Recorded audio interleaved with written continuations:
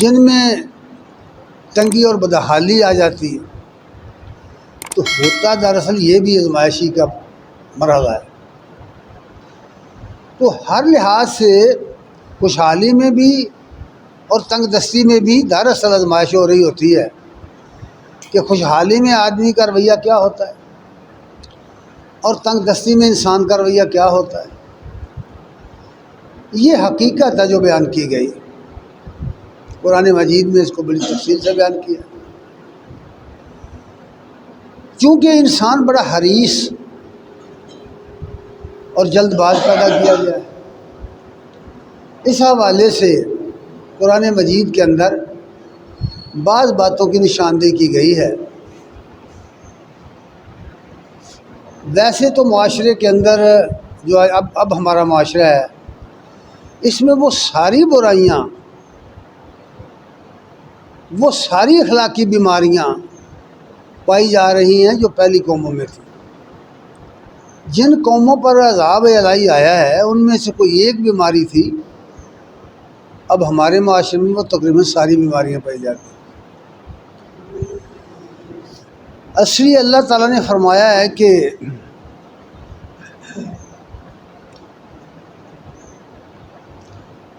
سورہ الفجر میں فرمایا ہے، فَأَمَّا الْإِنسَانُ إِذَا مَا ابْتَلَاهُ رَبُّهُ فَأَكْرَمَهُ وَنَعَّمَهُ فَيَقُولُ رَبِّي أَكْرَمَنِ۔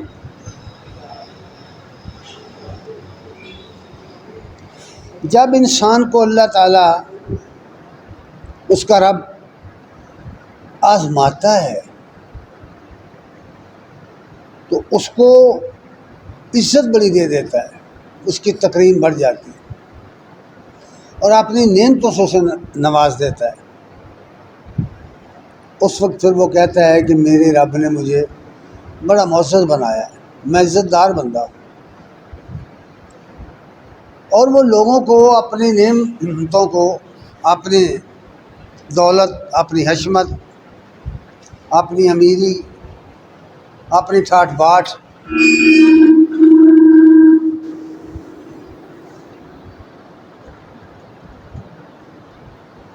کے حوالے سے سمجھتا ہے کہ میں لوگوں میں بڑا معزز اور مکرم ہوں، اور اپنے مقابلے میں دوسرے لوگوں کو بہت چھوٹا سمجھتا ہے، کم درجہ سمجھتا ہے، حقیر سمجھنے لگتا ہے۔ دولت کی نفسیاتی وجہ یہ ہے، یہ بیماری نفسیاتی ہے کہ جب کسی آدمی کے پاس وسائل آتے ہیں، خوشحالی آتی ہے، اختیار اور اقتدار آتا ہے، تو وہ دوسرے لوگوں کو اپنے سے کمتر سمجھنے لگ جاتا ہے اور اپنے آپ کو ایک بڑی چیز سمجھنے لگتا ہے۔ یہی بات ہے جو یہاں بتائی گئی ہے کہ جب اللہ تعالیٰ اس کو آزماتا ہے نا، اس کا رب اس کو آزماتا ہے تو اس کو عزت دیتا ہے معاشرے کے اندر اور اپنی نعمتوں سے نوازتا ہے، تو وہ کہتا ہے مجھے اللہ نے بڑا معزز بنایا ہے۔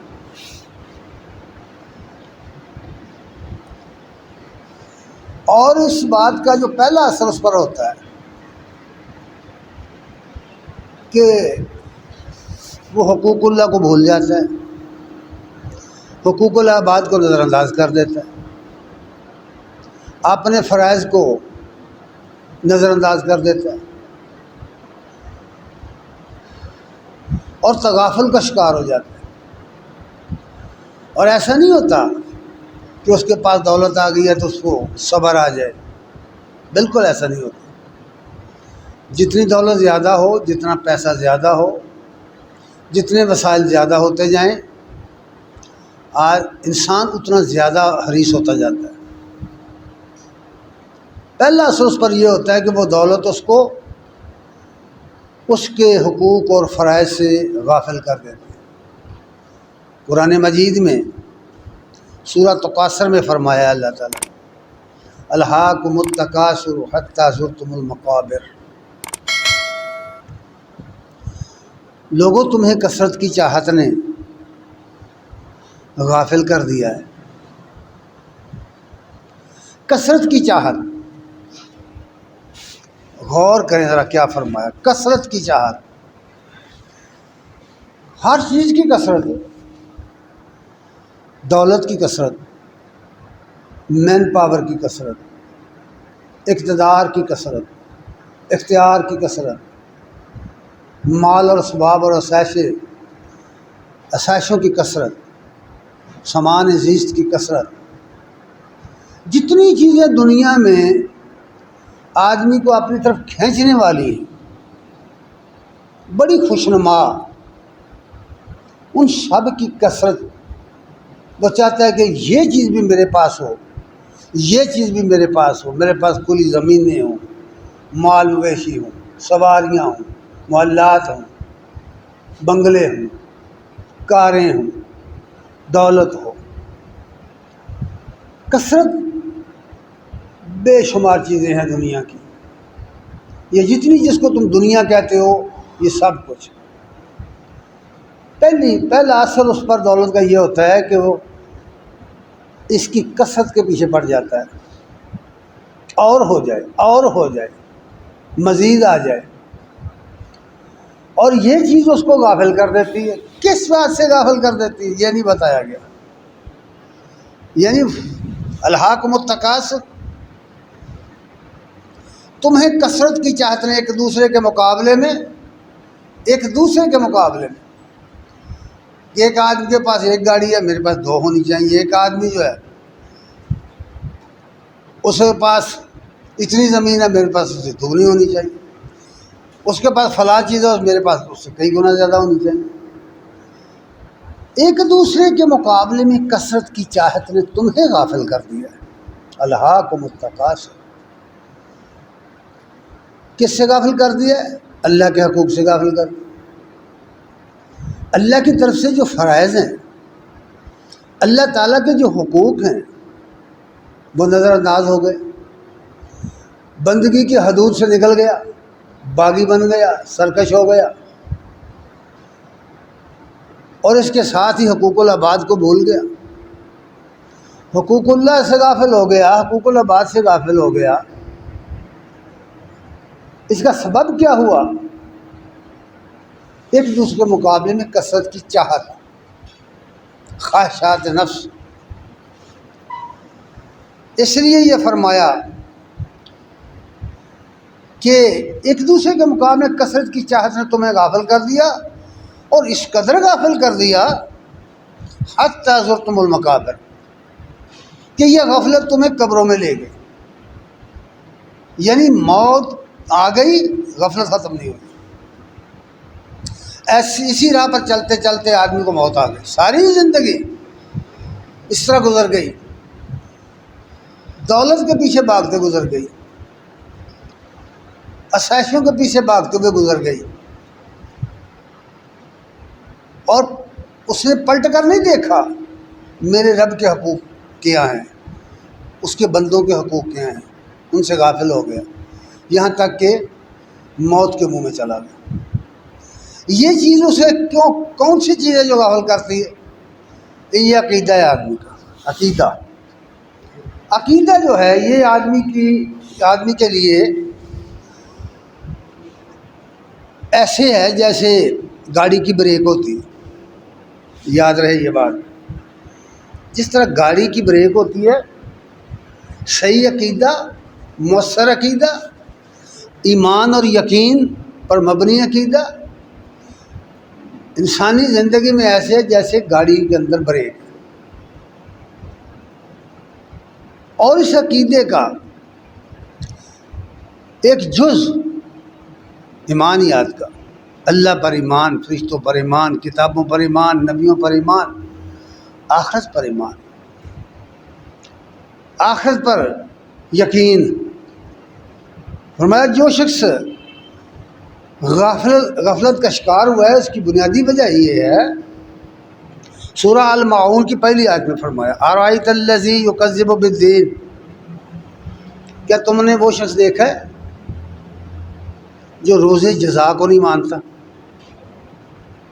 قیامت پر یقین نہیں، اسے آخرت کو نہیں مانتا، آخرت کا یقین ہو تو وہ کبھی اللہ کے حقوق، بندوں کے حقوق سے غافل نہیں ہو سکتا، اپنے فرائض سے غافل نہیں ہو سکتا۔ اس لیے نشاندہی کرتے ہوئے فرمایا رأیت الذی یکذب بالدین، کہ تم نے وہ شخص نہیں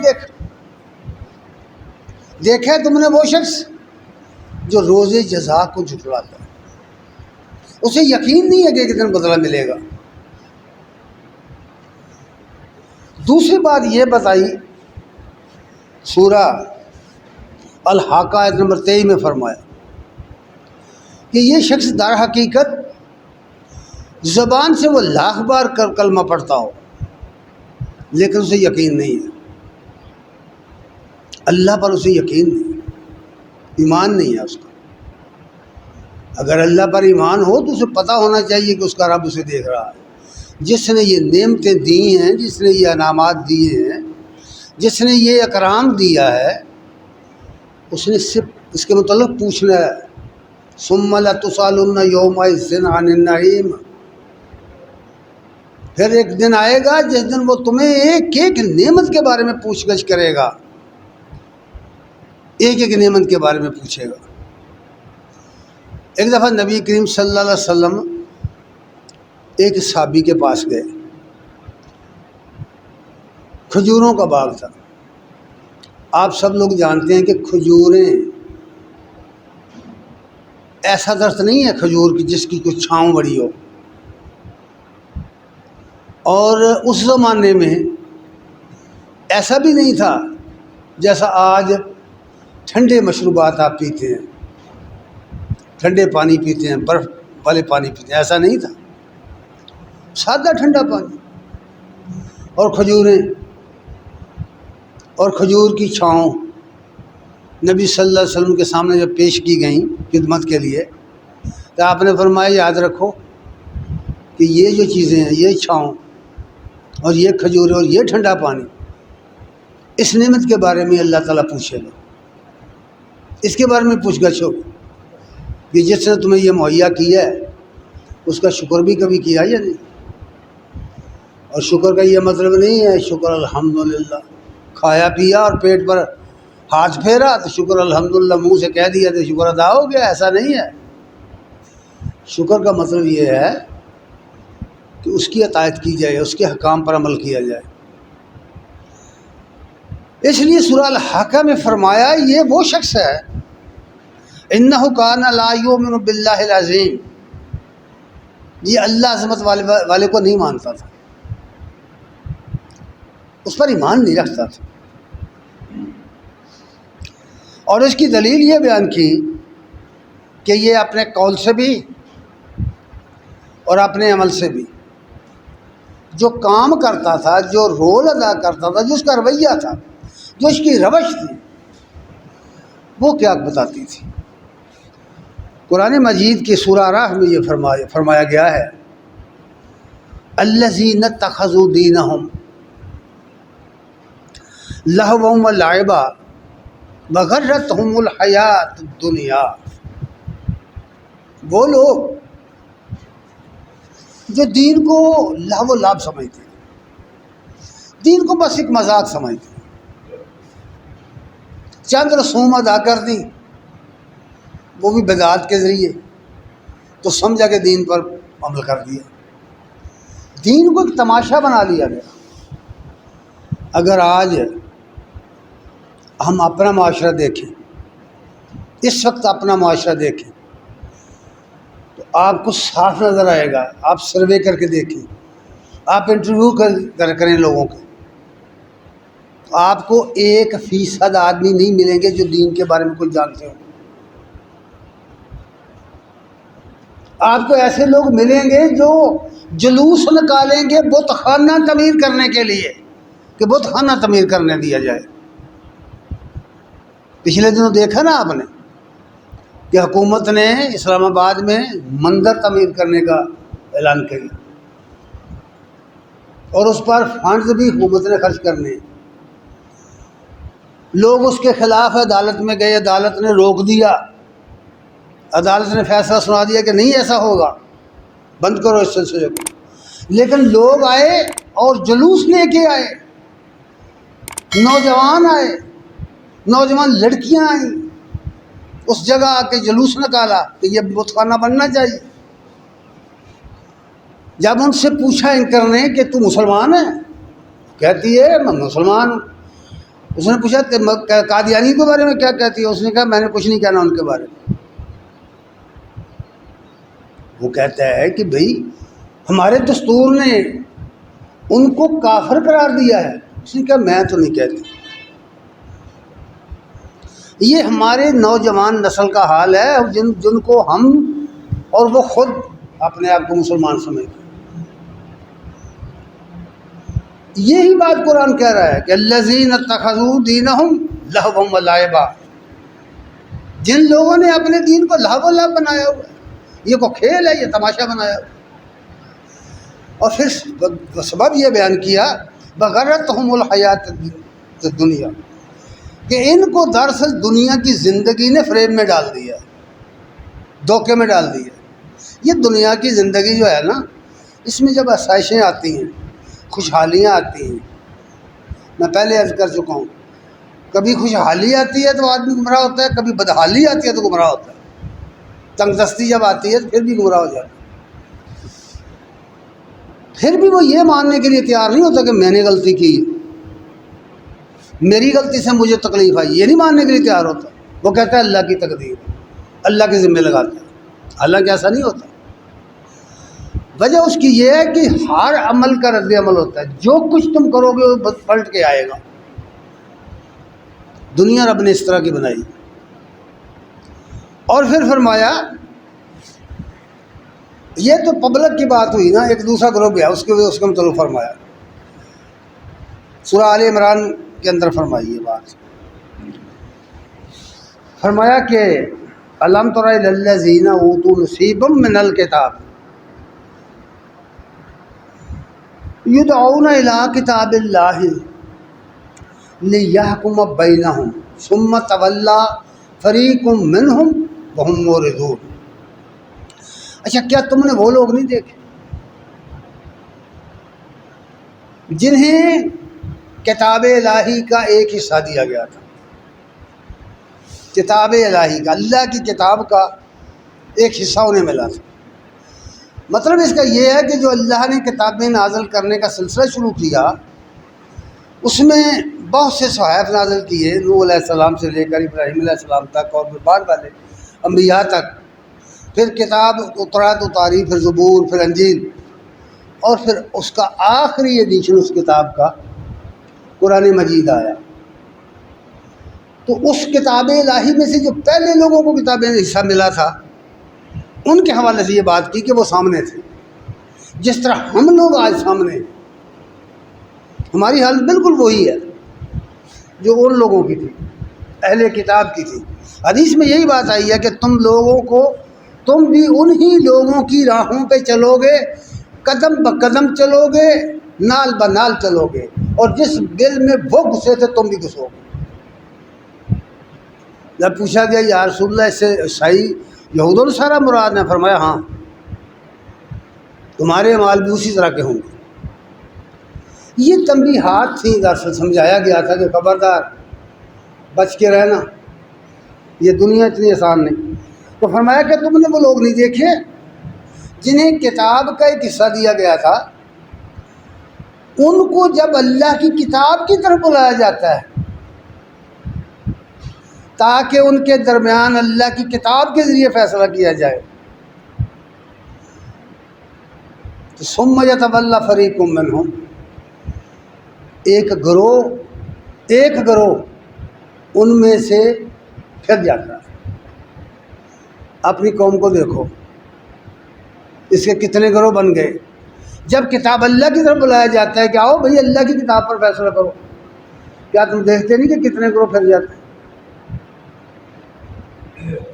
اور پھر فرمایا وہم معرضون، دراصل یہ لوگ اعراض کر رہے ہیں، یعنی نیتاً یہ اپنا رخ پھیرے ہوئے ہیں، کتاب اللہ کی طرف آنے کے لیے تیار نہیں۔